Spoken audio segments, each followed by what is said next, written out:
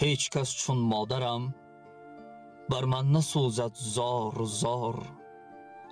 هیچ کس چون مادرم راهی مرا نیست انتظار. من شدم ره گم زده در کوچفندی زندگی. هیچ کس چون مادرم بر من نبود دل بیقرار.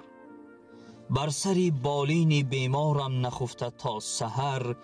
هیچ کس چون مادرم بر من نبود شب زنده دار.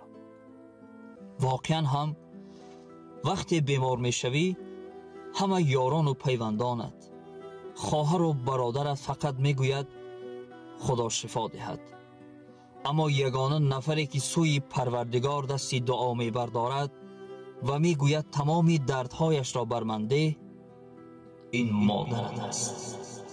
قدرش را